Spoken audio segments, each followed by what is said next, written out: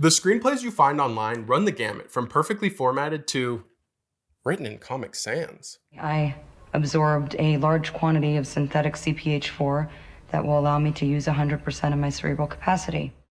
Ugh.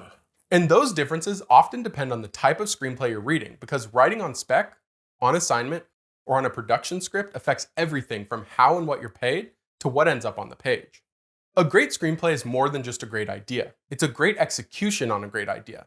And the execs that hire screenwriters aren't likely to pay up without a track record or portfolio that proves that ability. So new screenwriters often have to write their scripts on spec, which just means writing a screenplay before anyone has agreed to pay for it. Spec is short for speculative. You undertake the screenwriting process on your own in hopes of a payment in the future. You're betting that the effort you put into the script now will pay off down the line. In an ideal world, that payoff will be a sale. A studio, production company, or some other interested party will pay you outright for the rights to produce your screenplay. And if more than one person wants to buy it, you might even find the script in the middle of a bidding war that drives the price to eye-popping numbers. This is one of the reasons even veteran screenwriters still write on spec. In fact, basically all of the most expensive scripts ever sold were spec scripts. After finding success writing The Net, John Brancato and Michael Ferris wrote The Game on spec and sold it for $2 million. After a string of box office successes including Jurassic Park and Mission Impossible, David Koepp sold his spec script, Panic Room, for $4 million. And following Shane Black's massive success with Lethal Weapon, the king of spec scripts was born when he sold the scripts for The Last Boy Scout and The Long Kiss Goodnight for $1.75 and $4 million respectively.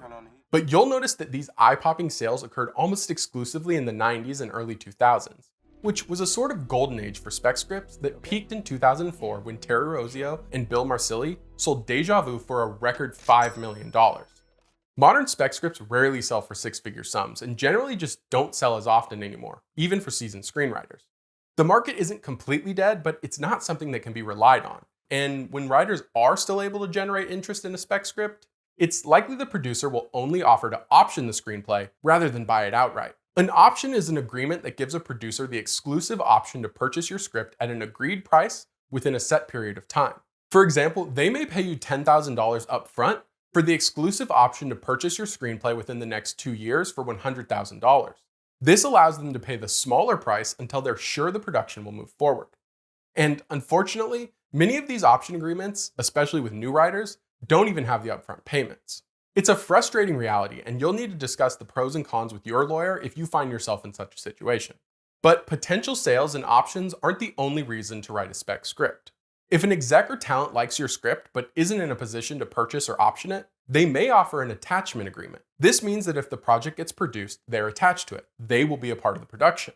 This incentivizes them to use their own network and connections to push the project toward getting made. But attachments can be a double-edged sword. If someone who actually can purchase your project falls in love with it, there is a chance that they might not want to work with your attachment and will end up passing on the project because of it. At their worst, spec scripts are still a great opportunity to gain experience screenwriting and build your portfolio. To become a great writer, you need to write.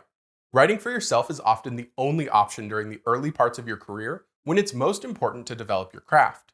In this way, it's still an investment with a future payout, but instead of a truckload of money, you just become a better writer.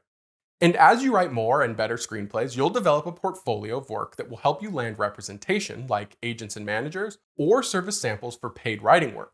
If you ever hear a TV writer talking about a spec script, this is almost certainly what they're using it for. In TV writing, a spec usually means writing an original episode of a currently running series.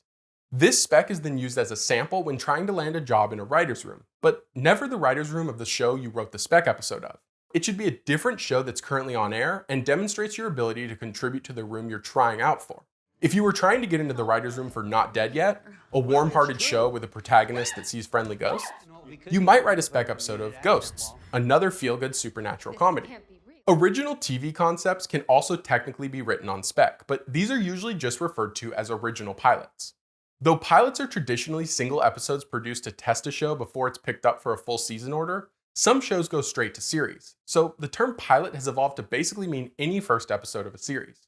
But it's quite rare for new writers to sell a series or a pilot before cutting their teeth on someone else's show in the writer's room. When it does happen, the creator is still usually paired with a seasoned showrunner who actually runs the writer's room on the show. While running your own show might be your ultimate goal, working in a writer's room is still one of the best gigs in the industry. Paid writing work is also sometimes called writing on contract or on assignment. Usually this is done as writer for hire work, meaning the person who hires you owns the rights to the screenplay you'll be writing. It also requires the screenwriter to submit to deadlines and give up the vast majority of control of the project.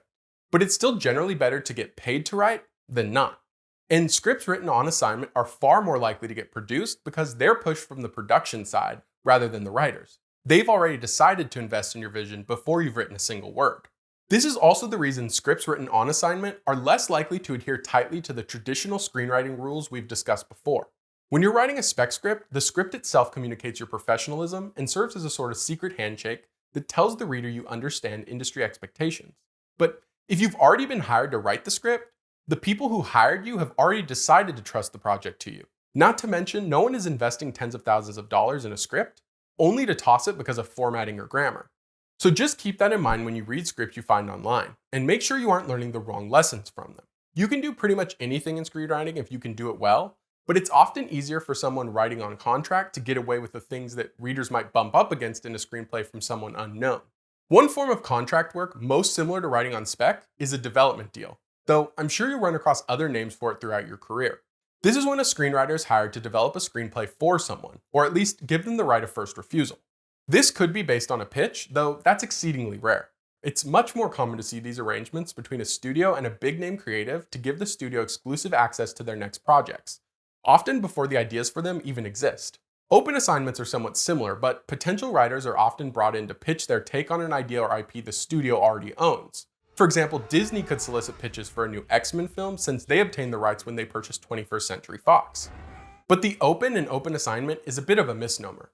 Not just anyone can pitch their takes on these projects. Writers have to be invited to pitch, with producers reaching out to representation or directly to writers they have a working relationship with. Writers can also be hired to edit an existing draft of a feature script that a studio or production company isn't totally happy with and doesn't believe the original writer can fix for one reason or another.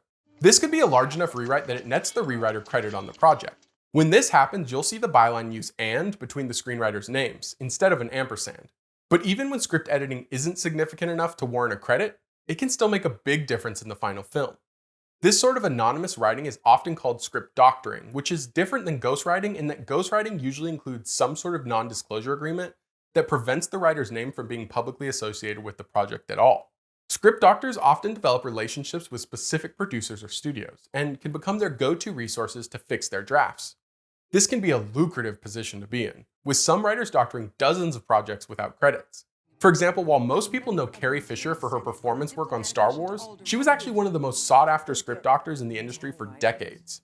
Comedy scripts can have a more specific version of this, called a punch-up, where writers are brought in just to rework the jokes and comedic bits of a project. But whether a script starts as a spec or is written on assignment, it will need to be converted to a production script during pre-production. At their simplest, production drafts will look very similar to a writer's draft, but with mini slugs turned into full scene headings and all scenes numbered. At their most complicated, they'll include new emphases on elements relevant to production, like props, effects, sounds, or even shots. It's quite common for the version of scripts you find online to actually be production scripts, which is another reason to be careful with the lessons you learn from them. The differences aren't likely to make or break your script, but things like scene numbers are a dead giveaway of an amateur writer and can ruin a first impression. To help you avoid that amateur label, you should check out this playlist with videos covering just about every aspect of script formatting for nearly any situation.